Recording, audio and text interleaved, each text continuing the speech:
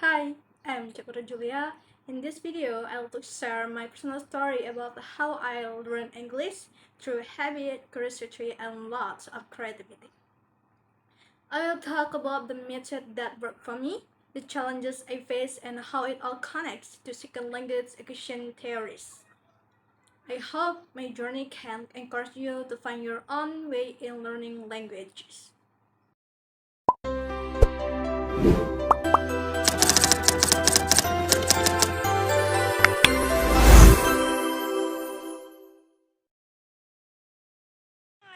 I started learning English mainly through self-study, and it all began with YouTube. I used to watch English learning channels almost every day, and I would pause the videos to take notes, either vocabulary or grammar explanation. Outside of learning videos, I also watch a lot of English language movies and series, especially Disney movies. I have probably watched most of them. I also enjoy Harry Potter, Pride and Prejudice, Little Mermaid, and Anne with an E. These stories expose me to more formal, emotional, and literally English. I didn't just watch them, I connected with the characters, repeated their lines, and tried to feel their emotion through the language. To improve my vocabulary, I often read English articles on Medium and English books. When I found new words, I first typed them in my phone note, then copied them into my vocabulary notebook, and finally memorized them. I also use Spotify vocabulary lists, printed English textbooks, and posted grammar rules on the wall of my boarding room. You can see by yourself. I think it's cool, isn't it? And I surrounded myself with English. Even my sticky note had motivational phrases written in English. For listening practice, I listen to podcasts on Spotify, mostly from BBC, Learning English, and other channels that discuss self-improvement in English, like The Visualist, Time Core, and so on. Speaking was the hardest part for me at first. I didn't have many opportunities to practice, so I started practicing with Character AI, doing shadowing from YouTube videos, and more recently I have been using the Real Live English app. I would say my learning was mostly input based at first, watching, listening, and reading, but over time I started balancing it with output, especially through writing. I read about daily life, sometimes in a notebook, and sometimes I publish my thoughts on Medium. Writing became my way to express and reflect in English. Looking back, I realized that my learning style is mostly visual. I remember how I use colors, mind maps, and handwritten notes to help me remember things. Saying the grammar rules on the wall or reading vocabulary from sticky notes somehow made the language feel alive around me. I also noticed that I learn best when I can interact with the material, not just passively watching, but pausing, repeating, writing down, and sometimes even saying it out loud. That's how the input became more meaningful to me. Even though I didn't grow up in an English speaking environment, I created my own space for English to grow.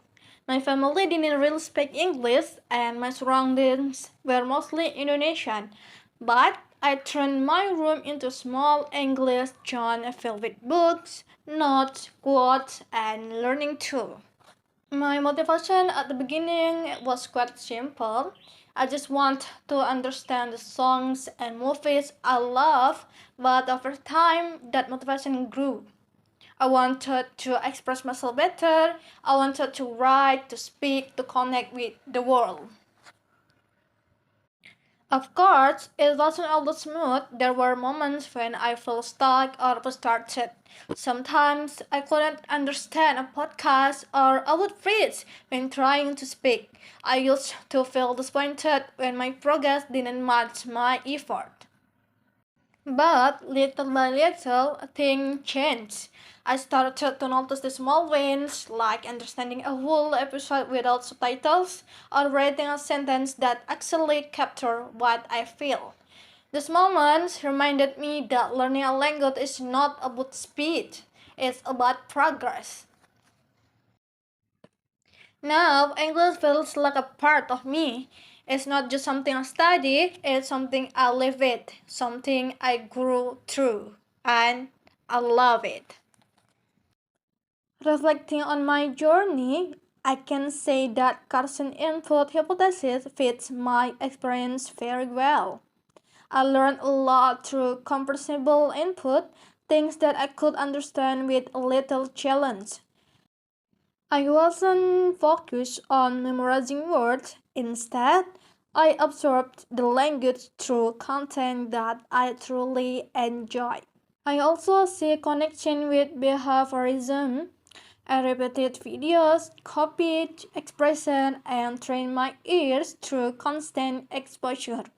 The more I repeat things, the more natural they sounded and felt. Finally, I relate to Vygotsky's social cultural theory.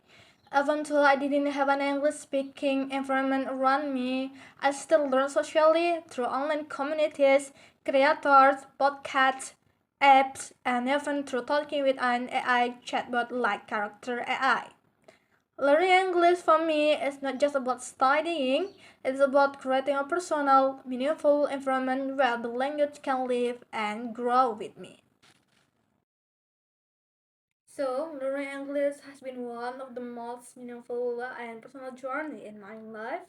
It didn't happen overnight. It happened day by day through small action, watching, reading, listening, and exploring. If you if you are learning English too, I want to say this. Your way is valid. You don't have to follow one strict method. Find what excites you, be consistent, and enjoy the process. Thank you for watching my story. I hope it reminds you that every language journey is special, including yours. So don't give up. You got this. Bye. I hope when you wake up tomorrow, somebody falls in love with you. And I hope that somebody is you.